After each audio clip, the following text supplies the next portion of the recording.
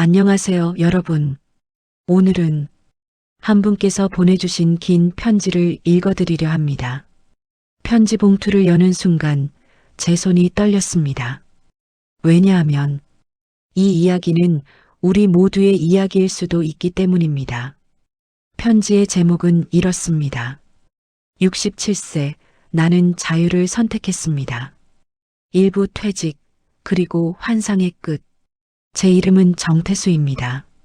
올해 67세입니다. 고등학교를 졸업하고 악착같이 공부했습니다. 새벽 4시에 일어나 도서관으로 달려갔고 밤 12시가 넘어서야 집에 돌아왔어요. 그렇게 2년을 버텨서 공무원 시험에 합격했습니다. 1978년 3월 2일. 그날을 저는 아직도 기억합니다. 합격 통지서를 받았을 때 어머니가 우셨어요. 태수야, 이제 우리 집안에도 공무원이 생겼구나. 가난한 집안의 장남이었던 저는 그날부터 32년을 공직에서 일했습니다. 비가 오나 눈이 오나 아프나 건강하나 매일 아침 7시 30분에 출근했고 저녁 6시에 퇴근했어요. 상사의 눈치를 보고 민원인들의 불평을 들으며 묵묵히 일했습니다. 왜냐하면 공무원은 안정적이다. 공무원은 노후가 보장된다. 모두가 그렇게 말했으니까요. 그래서 저는 믿었습니다. 32년을 버티면 편안한 노후가 기다리고 있을 거라고. 2010년 2월 28일 퇴직하는 날이었습니다. 동료들이 꽃다발을 건네주며 말했어요. 태수 씨, 이제 편하게 사세요. 부럽습니다. 이제 자유의 몸이시네요. 저는 웃으며 고개를 끄덕였습니다. 그래, 이제부터는 내 시간이야. 아내와 함께 여행도 다니고 취미 생활도 하고 그동안 못했던 것들을 다 해야지. 그날 밤 저는 정말 행복했습니다. 퇴직금 통장을 보며 아내에게 말했어요. 여보, 우리 이제 좀 여유롭게 살아보자. 아내는 대답 없이 고개만 끄덕였습니다. 그때 저는 몰랐어요. 그 침묵이 무엇을 의미하는지. 2부 시작된 지옥. 퇴직 후 첫 월요일 아침. 저는 습관적으로 새벽 6시에 눈을 떴습니다. 32년 동안 몸에 밴 습관이었거든요. 조용히 일어나 거실로 나왔어요. 신문을 펼치고 커피를 내렸습니다. 아, 이제는 출근 준비를 안 해도 되는구나. 그 생각만으로도 행복했어요. 하지만 아내가 나왔습니다. 머리를 부스스하게 한 채로요. 당신 뭐 하는 거예요? 커피 마시고 있어. 아침부터 집안을 돌아다니면 어떡해요? 시끄럽잖아요. 미안. 그리고 커피 내리는 소리 좀 작게 하세요. 잠이 깨잖아요. 저는 아무 말도 할 수 없었습니다. 32년 동안 매일 아침 6시에 일어났는데 이제는 그것마저도 눈치를 봐야 하는 건가요? 아내는 다시 방으로 들어갔습니다.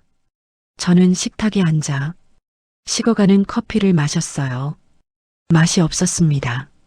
며칠 후 저는 집안일이라도 도와야겠다고 생각했습니다. 아내가 힘들었겠지. 32년 동안 혼자서 집안일을 다 했으니까 이제는 내가 도와야지. 그날 아침 저는 청소기를 들었어요. 거실 청소를 시작했습니다. 이익 마이너스 마이너스 마이너스. 청소기 소리가 울렸습니다. 그때 아내가 방에서 나왔어요. 아니, 당신 지금 뭐 하는 거예요? 청소하고 있어. 청소를 그렇게 해요? 구석구석 안 하고 대충대충? 미안. 다시 할게. 에휴, 됐어요. 내가 할게요. 당신은 그냥 가만히 있어요. 청소기를 빼앗기고 저는 소파에 앉았습니다. 가슴이 답답했어요. 다음 날은 빨래를 했습니다. 세탁기에 옷을 넣고 세제를 넣고 버튼을 눌렀어요. 이 정도면 됐겠지. 1시간 후 빨래가 끝났습니다. 저는 빨래를 꺼내서 개기 시작했어요. 그런데 아내가 빨래를 보더니 한숨을 쉬었습니다. 아이고, 이걸 빨래 개는 거라고 했어요? 왜? 뭐가 잘못됐어? 다시 해요. 이건 쓸 수가 없어. 아내는 제가 갠 빨래를 다시 흩뜨려 놓고 처음부터 개기 시작했습니다. 저는 그 모습을 멍하니 바라봤어요. 내가 뭘 잘못한 거지? 장을 보러 갈 때도 마찬가지였습니다. 여보, 시장 갈 건데 같이 갈래? 그래요. 저는 반가운 마음으로 따라 나섰어요. 오랜만에 아내와 함께 나들이 하는구나. 시장에 도착했습니다. 당신 사과 좀 골라봐요. 응. 저는 사과를 하나하나 만져보며 골랐어요. 이게 좋아 보이는데? 그런데 아내가 제 손에서 사과를 빼앗아 갔습니다. 아니, 이걸 사과라고 골랐어요?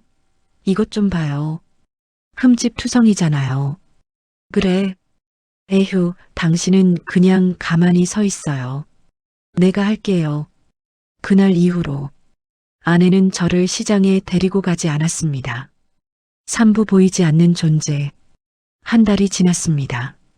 저는 집에서 점점 더 작아졌어요. 아침에 일어나도 눈치를 봐야 했고, 청소를 해도 잘못했다는 소리를 들었고, 빨래를 해도 다시 하라는 말을 들었습니다. 그러던 어느 날, 아내가 전화를 받고 있었어요. 친구와 통화하는 모양이었습니다. 응, 나 다음 주 등산 가. 너도 가지? 남편? 남편은 집에 있지 뭐. 요즘 맨날 집에만 있어서 답답해 죽겠어. 하하, 맞아. 정말 거추장스러워. 차라리 회사 다닐 때가 나았어. 그 말을 듣는 순간 제 가슴이 철렁 내려앉았습니다. 거추장스럽다. 차라리 회사 다닐 때가 나았다. 저는 아내에게 짐이 된 거였습니다. 다음 주 아내는 친구들과 등산을 갔어요. 나 오늘 늦게 들어올 거예요. 당신 점심 알아서 드세요.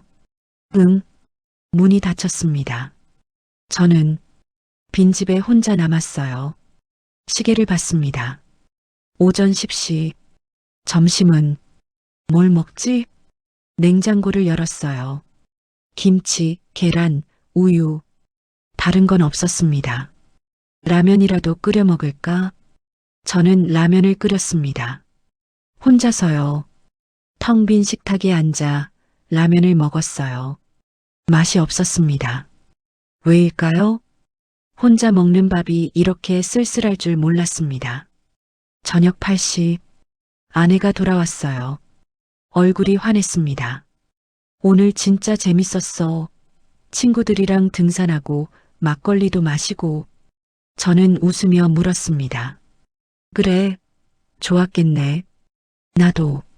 다음에 같이 가도 될까? 순간 아내의 표정이 굳어졌어요. 당신이요? 응. 당신은 친구 없어요? 당신도 친구 만나러 나가요. 아니, 친구랑 가는 게 아니라 당신이랑 같이. 에휴, 당신이 뭐하러 따라와요? 여자들끼리 만나는 자리에. 그냥 같이 가고 싶어서. 됐어요. 당신은 그냥 집에서 쉬어요. 아내는 방으로 들어가 버렸습니다. 저는 거실에 혼자 남았어요. TV를 켰습니다. 하지만 무슨 내용인지 하나도 들어오지 않았습니다. 나는 아내에게 뭐지? 동반자가 아니라 그냥 집을 지키는 사람인가? 사부 생일 파티 3개월이 지났습니다. 손녀 서연이가 10살 생일을 맞았어요. 딸이 전화를 했습니다. 아버지, 이번 주 토요일에 서연이 생일 파티 할 거예요. 오실 거죠? 그럼 당연히 가야지. 저는 정말 기뻤어요. 손녀의 생일 파티라니. 선물도 준비하고 케이크도 사가야겠다고 생각했습니다. 토요일이 왔습니다. 저는 아침 일찍 일어나 준비를 했어요. 양복을 꺼내 입고 구두를 닦았습니다. 여보, 우리 몇 시에 출발할까? 그런데 아내가 이상한 말을 했어요. 당신은 안 가는 게 좋을 것 같은데요. 뭐라고? 서연이가 친구들 많이 초대했대요. 할아버지까지 가면 좀 어색할 것 같아서. 내가 왜 어색해? 난 할아버지인데. 요즘 애들이 할아버지 할머니 있으면 불편해한대요. 그러니까 당신은 그냥 집에 있어요. 나 혼자 다녀올게요. 저는 할 말을 잃었습니다. 손녀의 생일 파티에 할아버지는 가면 안 된다고요? 여보, 그래도 됐어요. 말 끝내기도 전에 나가버리는 거 아니에요. 나 늦었어요. 아내는 선물을 들고 현관문을 나섰습니다. 쾅! 문이 닫혔어요. 저는 그 자리에 멍하니 서 있었습니다. 양복을 입고 구두를 신은 채로요. 갈 곳이 없었습니다. 저는 천천히 양복을 벗었어요. 구두도 벗었습니다. 그리고 소파에 앉았습니다. 시계를 봤어요. 오후 2시. 생일 파티가 한창일 시간이었습니다. 저는 상상했어요. 케이크에 초를 꽂고 불을 끄는 서연이의 모습을. 생일 축하합니다. 생일 축하합니다. 노래소리가 들리는 것 같았습니다. 하지만 그 자리에 저는 없었어요. 할아버지는 없었습니다. 왜일까요? 눈물이 났습니다. 67세 노인이 손녀의 생일 파티에 가지 못해서 우는 게 우스운 일인가요? 오부 모욕. 저녁 7시. 아내가 돌아왔어요. 다녀왔어요. 어땠어? 좋았어요.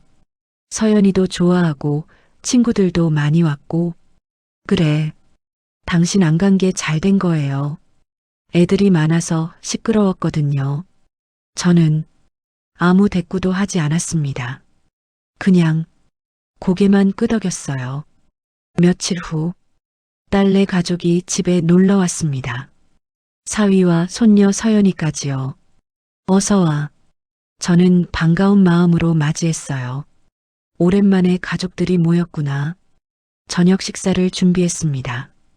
아내가 음식을 차렸고 저는 식탁을 닦았어요. 자, 다들 앉아서 먹자. 식탁에 둘러앉았습니다. 저는 정말 행복했어요. 오늘만큼은 즐겁게 밥 먹을 수 있겠지. 서연이가 학교 이야기를 했습니다. 할아버지, 저 이번에 시험 100점 맞았어요. 와, 우리 손녀 대단한데? 할아버지가 용돈 줘야겠다. 감사합니다, 할아버지. 다들 웃었어요. 저도 웃었습니다. 그런데 갑자기 아내가 입을 열었어요. 얘들아, 너희 아버지 요즘 뭐 하는 줄 아니? 순간 식탁이 조용해졌습니다. 하루 종일 집에만 있어. 연금만 축내면서 제 손에 쥔 젓가락이 떨렸습니다. 밥 한 끼도 제대로 못 챙기면서 빈둥빈둥 놀기만 해. 어머니, 딸이 조심스럽게 말했지만 아내는 멈추지 않았어요. 내가 없으면 굶어 죽을 사람이야. 정말 답답해서 못 살겠어. 그 순간 서연이가 순진하게 물었습니다. 할아버지, 이제 일 안 하세요? 저는 입이 떨어지지 않았습니다. 어떻게 대답해야 할까요? 할아버지는 32년 동안 일했단다. 그래서 이제 쉬는 거야. 라고 말하고 싶었어요. 하지만 그 말이 나오지 않았습니다. 왜냐하면 손녀의 눈에 비친 저는 그냥 일 안 하는 할아버지였으니까요. 할아버지는 이제 퇴직했어. 퇴직이 뭐예요? 일을 그만둔 거야. 아, 그럼 이제 놀기만 하는 거네요? 딸이 급히 끼어들었습니다. 서연아, 그런 말하는 거 아니야. 하지만 이미 늦었어요. 손녀의 말이 제 가슴에 박혔습니다. 이제 놀기만 하는 거네요? 식사는 어색하게 끝났습니다. 딸네 가족은 일찍 돌아갔어요. 저는 그날 밤 잠을 이룰 수 없었습니다.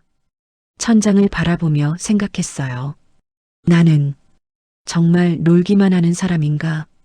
32년 동안 일한 건 아무 의미가 없는 건가? 육부 결심. 다음 날 아침, 저는 결심했습니다. 이혼하자. 40년을 함께 산 아내. 하지만 더 이상 함께 할 수 없었습니다. 존중받지 못하는 삶은 삶이 아니었으니까요. 저는 조용히 통장을 꺼내봤어요. 32년 동안 모은 돈, 퇴직금과 저축, 그리고 집. 이걸 반으로 나누면 얼마나 남을까? 계산기를 두드렸습니다. 집을 팔면 약 4억, 반으로 나누면 2억, 저축은 약 8천만 원, 반으로 나누면 4천만 원, 연금은 매달 180만 원, 2억 4천으로 살 수 있을까? 전세집을 알아봤어요. 1억 5천 정도면 괜찮은 곳이 있었습니다. 그럼 남는 돈은 9천만 원. 이 정도면 혼자 살 수 있어. 저는 그날 메모지에 적었습니다. 이혼하자. 자유를 선택하자. 칠부 변호사 사무실. 일주일 후 아내가 또 여행을 간다고 했어요. 나 이번 주 제주도 가. 친구들이랑. 그래.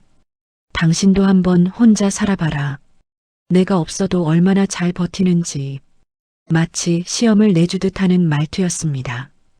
밥은 안 해놨어. 반찬도 없으니까 알아서 해먹어. 알았어. 아내는 캐리어를 끌고 나갔어요. 문이 닫혔습니다. 저는 창문 밖을 봤습니다.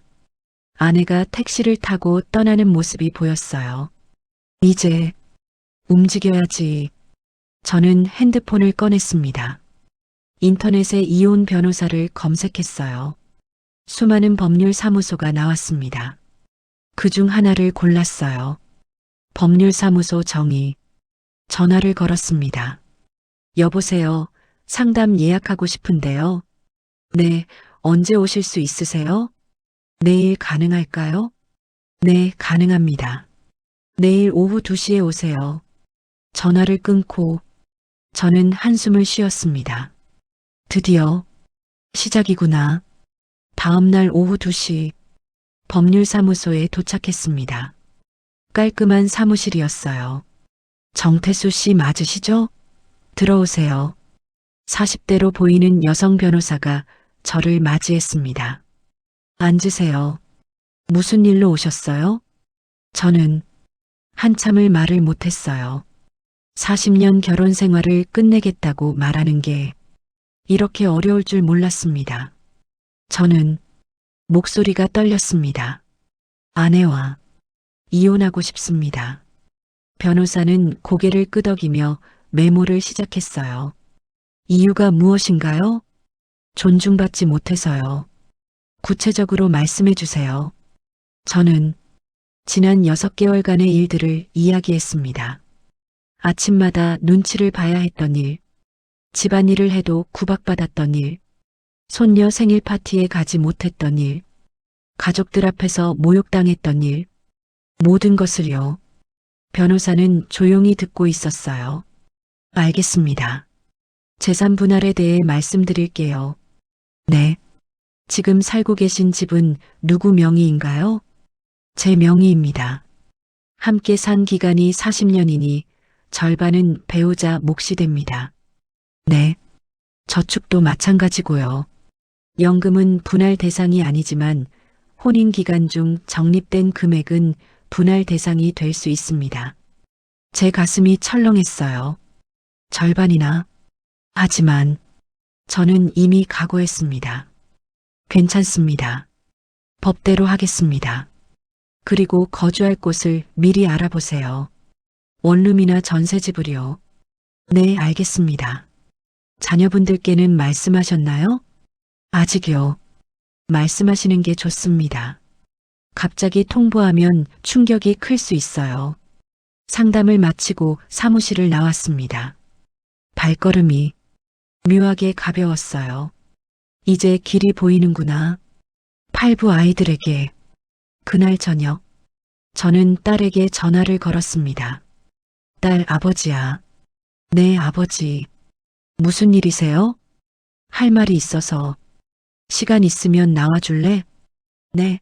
무슨 일인데요? 목소리가 이상한데. 직접 만나서 이야기하고 싶어. 알겠어요. 내일 오후에 갈게요. 다음 날, 딸이 집에 왔어요. 아버지, 무슨 일이세요? 저는 깊게 숨을 들이쉬었습니다. 딸아, 아버지가 엄마와 이혼하려고 해. 네. 딸의 눈이 커졌습니다. 갑자기 무슨 말씀이세요? 갑자기가 아니야. 오래 생각했어. 저는 그동안의 일들을 차근차근 이야기했어요. 딸은 조용히 듣고 있었습니다. 한참 후 딸이 입을 열었어요. 아버지, 저도 느끼고 있었어요. 뭘? 엄마가 아버지한테 너무 심하다는 거요. 딸의 눈에서 눈물이 흘러내렸습니다. 저도 말씀드리고 싶었는데 부부 사이 일에 자식이 끼어들면 안 될 것 같아서. 괜찮아. 아버지가 그렇게 결심하셨다면 저는 존중할게요. 고마워, 딸아. 대신 아버지, 혼자 사시는 거 힘들 텐데 제가 자주 찾아뵐게요. 응, 고마워. 아들에게도 전화를 걸었습니다. 아들도 비슷한 반응이었어요. 아버지, 힘든 결정이었을 텐데 본인을 위한 선택이라면 저는 괜찮아요. 아이들의 반응에 저는 안도했습니다. 적어도 자식들은 제 편이었으니까요. 구부 원룸. 일주일 후 저는 원룸을 구했습니다. 보증금 2천만 원, 월세 50만 원, 6평짜리 작은 방이었어요. 방 하나, 화장실 하나, 작은 주방. 그게 전부였습니다. 하지만 저는 이상하게 설렜어요. 여기가 내 공간이구나. 이사하는 날, 딸이 와서 도와줬습니다. 아버지, 짐이 이게 다예요? 응, 이것만 있으면 돼. 캐리어 하나, 박스 2개. 67년을 살았는데 제 물건은 그게 전부였어요. 아버지, 세탁기는 이렇게 쓰는 거예요. 응, 밥솥은 여기 버튼 누르면 되고요. 알았어. 혹시 모르니까 제 번호 여기 붙여놨어요. 언제든 전화하세요. 고마워, 딸아. 딸이 돌아간 후 저는 빈 방에 혼자 남았습니다. 아무것도 없었어요. 침대 하나, 작은 책상 하나, 옷장 하나.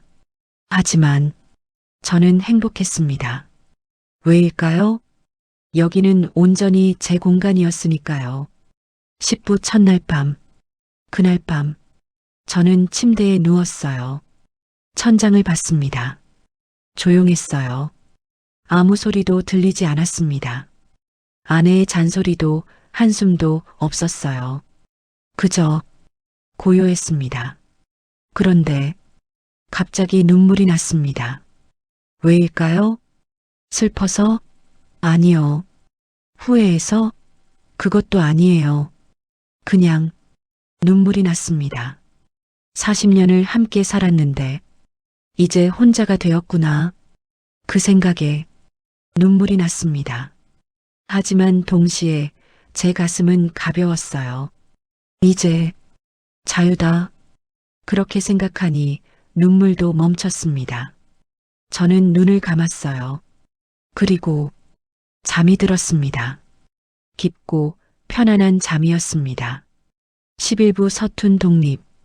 다음 날 아침, 저는 7시에 일어났어요. 창문을 열었습니다. 햇살이 들어왔어요. 오늘은 뭘 하지? 저는 부엌으로 갔습니다. 냉장고를 열었어요. 텅 비어 있었습니다. 아, 장을 봐야 하는구나. 마트에 갔습니다. 카트를 끌고 이것저것 담았어요. 쌀, 라면, 계란, 우유, 김치. 계산대에 갔습니다. 43,000원입니다. 카드를 건넸어요. 마트에서 나오는데 손에 든 봉지가 무거웠습니다. 아, 이렇게 무거운 거였구나. 집에 돌아와서 물건을 정리했어요. 냉장고에 하나씩 넣었습니다. 이제 밥을 해야 하는데 밥솥을 열었어요. 쌀을 씻었습니다. 물을 부었어요. 얼마나 부어야 하지? 딸이 알려준 대로 손가락 한마디만큼 부었습니다. 버튼을 눌렀어요. 띠링. 30분 후 밥이 됐습니다. 뚜껑을 열었어요. 죽처럼 질었습니다. 물을 너무 많이 부었나 봐. 하지만 먹을 수는 있었어요. 저는 김치와 함께 밥을 먹었습니다. 혼자서요. 맛이 이상했어요. 맛있지도 맛없지도 않았습니다. 그냥 밥이었어요. 다음 날은 빨래를 했습니다. 세탁기에 옷을 넣었어요. 세제를 넣고 버튼을 눌렀습니다. 위 이익 마이너스 마이너스 마이너스. 세탁기가 돌아갔어요. 1시간 후 빨래가 끝났습니다. 꺼내서 말렸어요. 그런데 이상했습니다. 흰 셔츠가 분홍색이 되어 있었어요. 왜 이렇게 됐지? 나중에 알았습니다. 빨간 수건과 함께 돌려서 그런 거였어요. 아, 색깔별로 분리해서 빨아야 하는구나. 하지만 웃음이 났습니다. 예전 같았으면 아내에게 혼났을 텐데 이제는 혼자 웃으며 넘어갈 수 있었으니까요. 청소도 서툴렀습니다. 청소기를 돌렸는데 먼지가 그대로였어요. 왜 안 빨려가지? 나중에 보니 먼지 봉투가 가득 차 있었습니다. 비우는 법도 몰랐어요. 유튜브를 검색했습니다. 청소기 먼지 봉투 비우는 법. 영상을 보며 따라했어요. 아, 이렇게 하는 거구나. 요리도 실패가 많았습니다. 라면을 끓이다가 물을 너무 많이 넣어서 국물이 넘쳤어요. 계란 프라이를 하다가 불 조절을 못해서 타기도 했고요. 하지만 저는 즐거웠습니다. 왜냐하면 실패해도 괜찮았으니까요. 누구도 저를 혼내지 않았으니까요. 12부 편의점 아르바이트. 한 달이 지났습니다. 원룸 생활에도 익숙해졌어요. 밥도 제법 잘하게 되었고 빨래도 색깔별로 분리해서 하게 되었습니다. 하지만 문제가 있었어요. 외로웠습니다. 하루 종일 방 안에만 있으니 답답했어요. 밖에 나가서 뭐라도 해야겠어. 그때 눈에 띈 게 있었습니다. 동네 편의점 유리창에 붙은 공고. 아르바이트 구합니다. 야간 10시부터 새벽 2시. 시급 9,860원. 야간이면 할 수 있을까? 주저하다가 편의점에 들어갔어요. 저 아르바이트 지원하고 싶은데요. 사장님이 저를 봤습니다. 연세가 어떻게 되세요? 67세입니다. 사장님이 난감한 표정을 지었어요. 죄송한데 야간이라 좀 힘들 수 있어요. 괜찮습니다. 저 원래 일찍 일어나는 사람이라 밤에 깨어 있는 게 오히려 편해요. 정말요? 네. 한 번만 기회를 주세요. 사장님은 잠시 고민하다가 고개를 끄덕였습니다. 그럼 일주일만 해보시죠. 괜찮으면 계속하시고요. 감사합니다. 그렇게 저는 편의점 아르바이트를 시작했어요. 첫 출근 날, 저는 편의점 앞에 섰습니다. 밤 10시, 긴장되네. 문을 열고 들어갔어요. 어서 오세요. 낮 직원이 저를 맞이했습니다. 안녕하세요. 오늘부터 일하는 정태수입니다. 아, 네. 반가워요. 제가 간단히 알려드릴게요. 계산대 사용법, 담배 진열 방법, 청소 방법. 30분 동안 교육을 받았어요. 이 정도면 충분하실 것 같아요. 그럼 전 퇴근할게요. 낮 직원이 나가고 저는 혼자 남았습니다. 이제 혼자 해야 하는구나. 조금 떨렸어요. 그때 손님이 들어왔습니다. 어서 오세요. 20대로 보이는 남학생이었어요. 컵라면과 삼각김밥을 가져왔습니다. 계산해 드릴게요. 삐삐삐. 바코드를 찍었어요. 5,500원입니다. 카드요. 카드 결제를 했습니다. 감사합니다. 손님이 나갔어요. 아, 이게 다구나. 생각보다 어렵지 않았어요. 밤 11시 손님이 계속 들어왔습니다. 늦게 퇴근하는 직장인, 공부하러 가는 학생, 술 마시고 돌아오는 사람들. 각양각색이었어요. 아저씨, 담배 한 갑 주세요. 어떤 걸로 드릴까요? 더니요. 네, 여기 있습니다. 감사합니다. 어떤 손님은 말을 걸어왔어요. 아저씨, 여기 새로 오신 거예요? 네, 오늘부터 시작했어요. 힘내세요. 저 여기 단골이에요. 자주 올게요. 감사합니다. 그 말 한마디가 저를 기분 좋게 만들었어요. 새벽 1시, 손님이 뜸해졌어요. 저는 진열대를 정리했습니다. 유통기한이 지난 도시락을 정리하고 음료수를 앞으로 당기고 바닥을 닦았어요. 이런 일도 나쁘지 않네. 새벽 2시, 교대 직원이 왔어요. 수고하셨어요. 네, 수고하세요. 편의점을 나왔습니다. 새벽 공기가 차가웠어요. 하지만 상쾌했습니다. 오늘 첫 출근을 무사히 끝냈구나. 집으로 걸어가며 저는 미소 지었어요. 4시간 일한 대가로 약 4만 원을 받았습니다. 적은 돈이었지만 뿌듯했어요. 제 손으로 번 돈이었으니까요. 13부 이혼 통보. 한 달 후, 저는 아내에게 전화를 걸었습니다. 여보, 할 말이 있어서. 뭔데요? 만나서 이야기하고 싶어. 시간 있을 때 집에 와줄래? 무슨 일인데 그래요? 직접 만나서 말할게. 알았어요. 내일 갈게요. 다음 날, 아내가 집에 왔어요. 아니, 예전 우리 집에요. 이제는 제 집이 아니었으니까요. 왔어요. 무슨 일이에요? 저는 깊게 숨을 들이쉬었습니다. 여보, 우리 이혼하자. 뭐라고요? 아내의 표정이 굳어졌어요. 이혼하자고. 더 이상 함께 살 수 없을 것 같아. 당신 제정신이에요? 갑자기 무슨 소리예요? 갑자기가 아니야. 오래 생각했어. 저는 차근차근 말했습니다. 지난 6개월간의 일들을, 아내가 저를 어떻게 대했는지를, 얼마나 힘들었는지를. 아내는 듣고 있다가 화를 냈어요. 그게 이혼 사유가 돼요? 부부 사이에 그런 일쯤은 있을 수 있잖아요. 그런 일쯤? 여보, 당신은 날 매일 무시했어. 가족들 앞에서 모욕했고. 그게 언제요? 내가 언제 그랬어요? 손녀 생일 파티 때. 당신은 나보고 연금만 축내는 사람이라고 했어. 나는 더 이상 당신에게 남편이 아니라 짐이었어. 아내는 아무 말도 하지 못했어요. 한참 후 아내가 말했습니다. 그래서 이혼하겠다고요?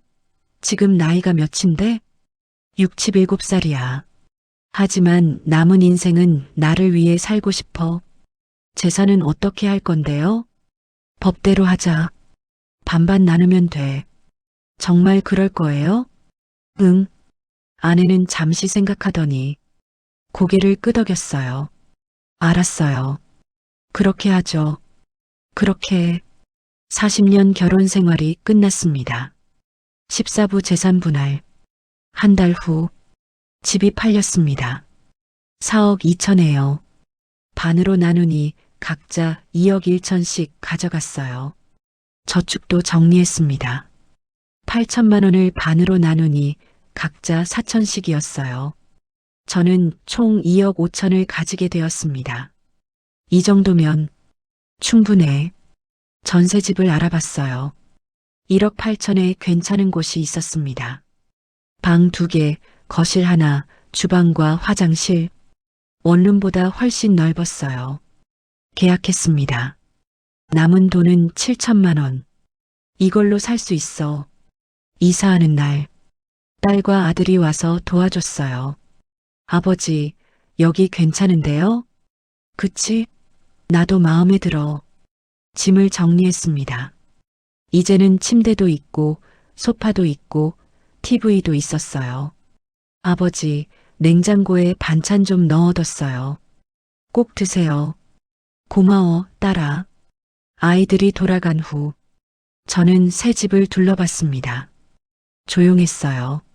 하지만 편안했습니다. 여기는 온전히 제 공간이었으니까요. 15부 새로운 취미, 이혼 후 3개월.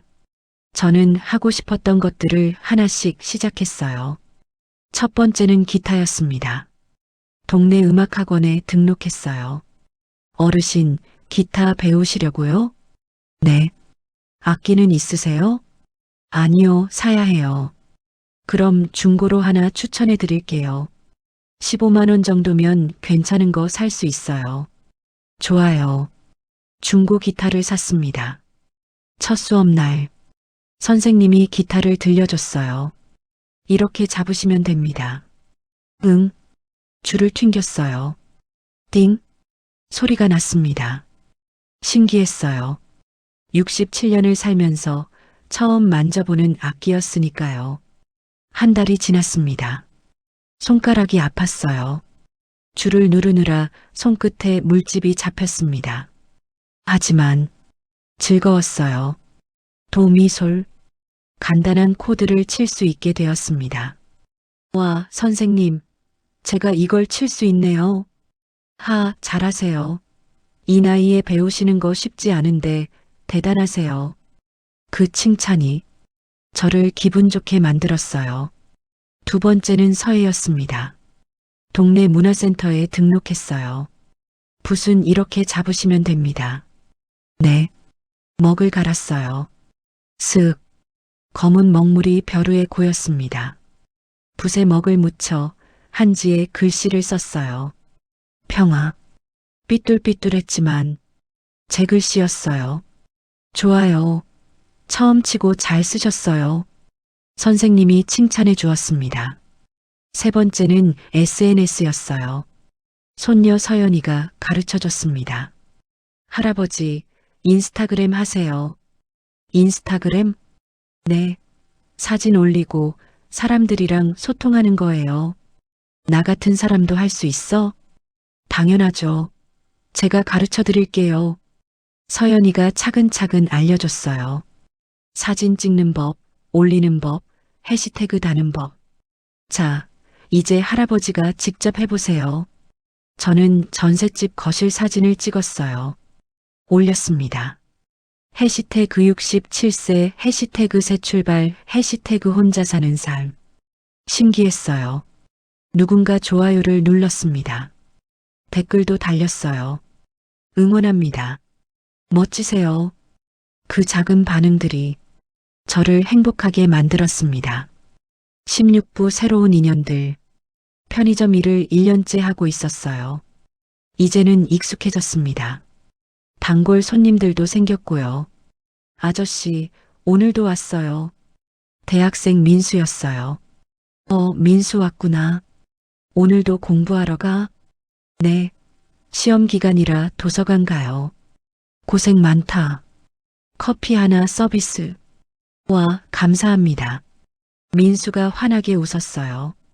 어느 날 50대 아주머니가 들어왔습니다. 사장님, 안녕하세요? 안녕하세요. 무엇을 도와드릴까요? 이 근처 사는데요. 혹시 시간 되시면 차라도 한잔 할까요? 네. 이상한 거 아니고요. 저도 혼자 사는데 가끔 누군가랑 이야기하고 싶어서요. 부담 갖지 마세요. 그냥 동네 사람끼리 친하게 지내자는 거예요. 그럼 좋아요. 그렇게 저는 이웃 한 명을 얻었습니다. 기타 학원에서도 친구들이 생겼어요. 비슷한 나이대의 수강생들이었습니다. 정 선생님, 이번 주 연주회 오실 거죠? 연주회요? 네. 우리 학원에서 작은 발표회 하거든요. 같이 해요. 저도 할 수 있을까요? 당연하죠. 같이 해요. 그렇게 저는 생전 처음으로 발표회에 참가하게 되었습니다. 발표회 날, 저는 떨렸어요. 무대에 올라가서 기타를 쳤습니다. 고향의 봄, 떨리는 손으로 하나하나 줄을 튕겼어요. 도레 미파솔, 관객들이 박수를 쳤습니다. 와, 멋져요. 저는 눈물이 날 뻔했습니다. 67년을 살면서 처음 받아보는 박수였으니까요. 17부 아내와의 마주침. 이혼한 지 2년이 지났습니다. 어느 날 마트에서 장을 보고 있었어요. 그때 익숙한 목소리가 들렸습니다. 이거 얼마예요? 아내였어요. 저는 순간 멈췄습니다. 피해야 하나?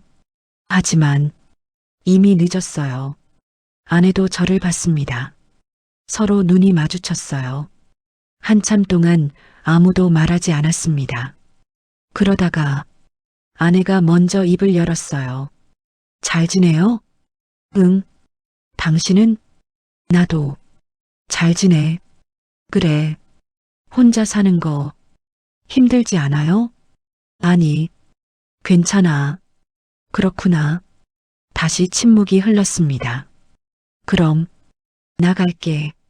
응. 잘 살아. 아내가 돌아서서 걸어갔어요. 저는 그 뒷모습을 봤습니다. 조금 작아진 것 같았어요. 하지만 후회는 없었습니다. 잘한 선택이야. 18부 손녀의 편지. 어느 날 우편함에 편지가 있었어요. 보낸 사람은 손녀 서연이었습니다. 편지를 열었어요. 할아버지께. 할아버지, 나 서연이에요. 할아버지, 요즘 어떻게 지내세요? 저는 중학교 2학년이 됐어요. 할아버지와 할머니가 이혼하셨다는 걸 알았을 때 저는 정말 슬펐어요. 왜 우리 가족이 이렇게 됐을까? 많이 울었어요. 하지만 엄마가 말씀해 주셨어요. 할아버지는 행복하기 위해 그런 선택을 하신 거야. 처음엔 이해가 안 됐어요. 하지만 지금은 조금 알 것 같아요. 할아버지가 예전에 우리 집에 오셨을 때 항상 할머니 눈치를 보셨잖아요. 그때 저도 느꼈어요. 할아버지가 불편해 하신다는 거. 할아버지, 지금은 행복하세요? 저는 할아버지가 행복하셨으면 좋겠어요. 이번 주말에 할아버지 집에 놀러 가도 돼요? 기타 치는 것도 보고 싶고 할아버지랑 이야기도 하고 싶어요. 사랑해요, 할아버지. 마이너스 손녀 서연이가 편지를 읽으며 눈물이 났습니다. 손녀가 저를 이해해 주다니. 고마워, 서연아. 저는 곧바로 전화를 걸었어요. 서연아, 할아버지야. 할아버지, 편지 받으셨어요? 응, 받았어. 고마워. 이번 주말에 갈게요. 그래, 기다릴게.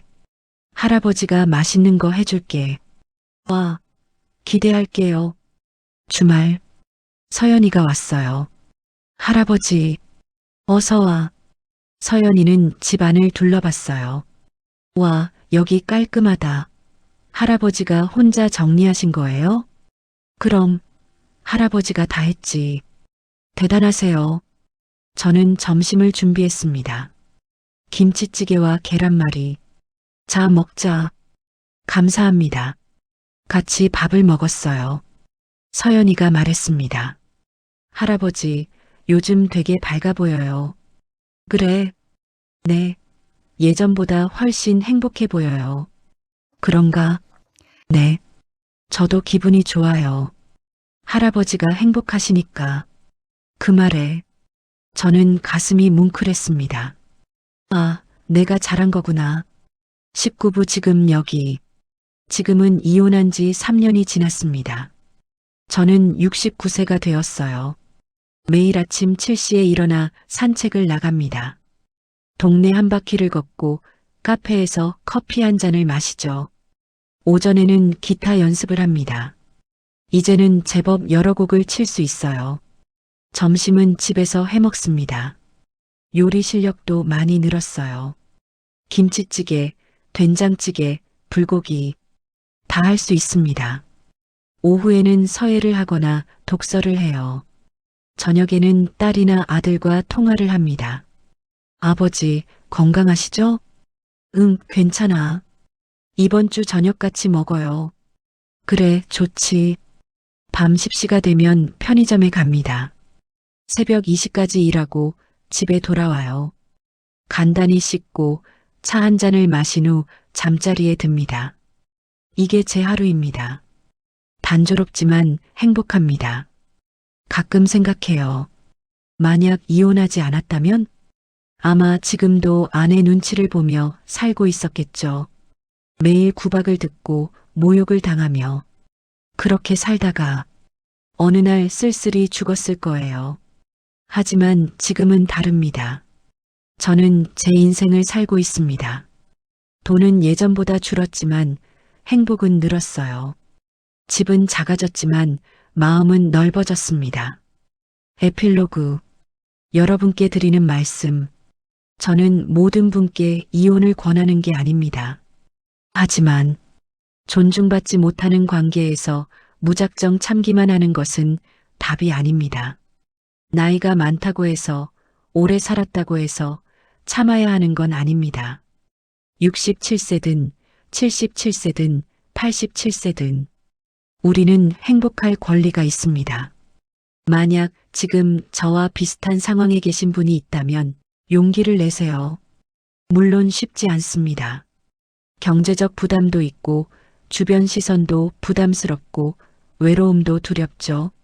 하지만 존엄성을 잃으며 사는 것보다는 낫습니다. 저는 이제 자유롭습니다. 누구의 눈치도 보지 않고 제가 하고 싶은 것을 합니다. 이게 바로 행복입니다. 여러분도 행복하세요. 나이는 숫자일 뿐입니다. 우리는 여전히 살아있고 꿈꿀 수 있습니다. 긴 이야기 끝까지 들어주셔서 감사합니다. 여러분 모두 행복한 노후 보내세요.